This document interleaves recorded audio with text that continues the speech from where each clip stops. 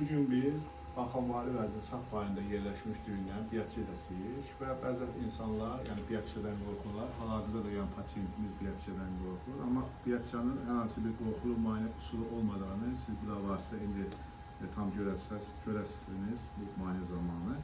Və biz öncə nə edirik? Yaxınlaşın ekranı çəkin. Baxanvari vəz, yəni sağ bayında böyük bir ölçüdə bir düyün vardır. Yəni düyünün öncə ölçüsünü götürdük. Yəni düyünün ölçüsü 3 santimetrə qədərdir. Yəni bu biopsiya göstərişlərdən biridir. Həmçinin sonra düyünün vaskulizasiyasını, yəni qidalanmasını yoxlayırıq. Yəni damarlanması da var. Və sonra isə düyünün elastroqrafiyasını aparırıq. Düyünün sərtliyi haqqında məlumat əldə olunur. Düyün tam sərt deyil. Yəni müəyyən bir sərt sahələr olsa da sərt düyün sayılmır. Yəni yumuşaq konsistensiyalı düyündür. Amma biz burada müalicə üsulunun seçilməsi üçün yəni mütləq biopsiya nəticəsi bizim üçün önəmlidir ki, hansı müalicə üsulunu seçək? Mini-invaziv üsul yoxsa açıq cərrahiyyə və hal-hazırda biopsiya edirik. Biopsiya etməmişdən öncə siz udulmayıb, boynu arxaya doğru iynə saxlayın və mən iynəni salınca sizə məlumat verəcəm ki, biopsiya qapağını götürün. İynəni saldım, bismillah. Bitti. Artıq prosedur icra olundu. İynə lavası ucu müşahidəsi altında görürsünüz iynəni və yerdir düyünün mənfəzinə.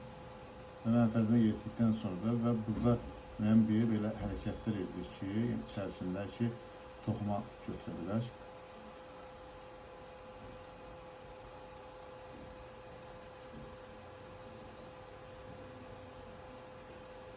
Daimi nəzarət olunur iynənin ucuna və kapsula yaxın hissələrdən də götürməyə çalışırıq.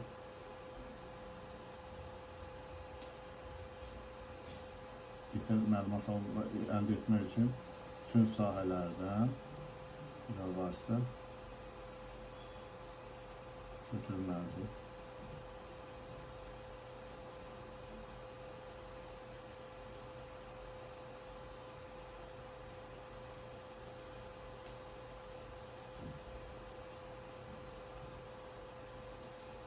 Prosedur bitti. Ağrı oldu. 5000 arasını silemedik ki.